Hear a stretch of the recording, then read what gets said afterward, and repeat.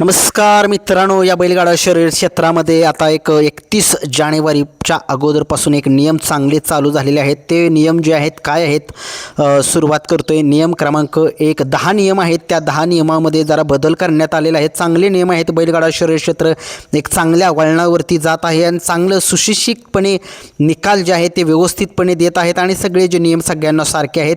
1 नंबरचा जो नियम आहे तो आपण बघूया. सभासद नोंद करणे पूर्ण गरजेचे आहे आणि तसेच ते सभासद गरजेचे आहेत 31 जानेवारीच्या अगोदरपर्यंत. हा आहे पहिला नियम. दुसरा नियम जो आहे तो नियमबाह्य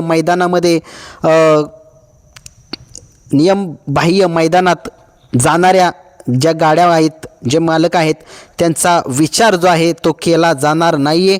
म्हणजे एक उदाहरण देतो, ज्या मैदानामध्ये अखिल भारतीय बैलगाडा शर्यतीचे जे नियम लागू नाही आहेत त्या ठिकाणी कुणीही तिथं जायचं नाही असं सांगितलेलं आहे.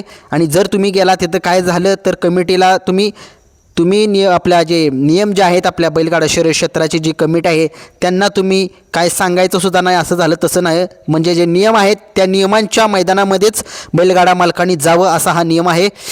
तसेच 3 नंबरचा नियम आहे, आजपासून संघटना निकालाबाबत सभासदांचा विचार करेल. जे सभासद होतील बैलगाडा शर्यत क्षेत्रामध्ये 31 जानेवारीपर्यंत मुदत आहे. नक्कीच तुम्ही सहभाग नोंदवा, सभासद व्हा. आणि 4 नंबरचा जो नियम जो आहे तो एक चांगला कडक आहे. तालुक्यातील समालोचक जे आहेत, तो झेंडापंच जे आहेत त्यांचा विचार केला जाईल. आणि असल्या ज्या आहेत जे 2 नंबरचे म्हणजेच जिथे बैलगाडा शर्यत क्षेत्राचे जे नियम लागू नाहीत त्या मैदानामध्ये, अशा मैदानामध्ये समालोचकांनी जाऊ नये असा इशारा दिलेला आहे. तासच माझ्या तोंडात येते.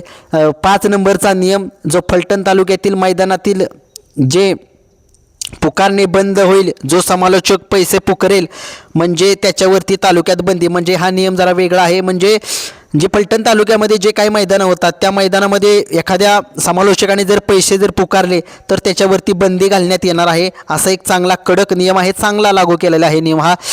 तसेच 6 नंबरचा नियम आहे, कामकाजात वेळ देत नाही त्यांचा विचार संबंधाचा विचार करावा. चांगला नियम आहे. 7 नंबरचा नियम जो आहे, अकार्यक्षम पदाधिकारी पदावरून हटवून नवीन नियुक्ती केली जाणार आहे. ही सुद्धा चांगला नियम आहे. 8 नंबरचा नियम जो आहे तो बैलगाडा मालकांच्या माहितीसाठी आहे. बैलगाडा अच्छी निर्मिती करणार, चांगला नियम आहे हा सुद्धा. 9 नंबरचा नियम जो आहे तो चांगला कडक आहे. 50,000 बक्षिसापर्यंत 5,000 संघटनेची पावती व त्या बक्षिसावर 10,000 पावती राहणार आहे. हा नियम एक चांगला आहे. 10 नंबरचा नियम जो आहे तो दरवर्षी जून ते ऑगस्ट तालुका मर्यादित स्पर्धा बैल स्वतःच्या मालकीचा असावा, सांभाळायला किंवा करारावा असलेला त्याच्यावर करारावर असलेला चालणार नाही.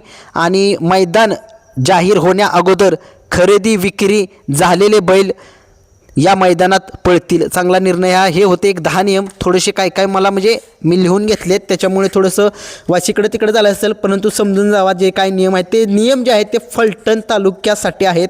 हे आपल्या बैलगाडा शर्यत क्षेत्रात जे फलटण तालुका आहेत त्यांच्यासाठी हे नियम बनवले आहेत. चांगले नियम आहेत. असे नियम होण्याचे खूप गरजेचे आहे. धन्यवाद.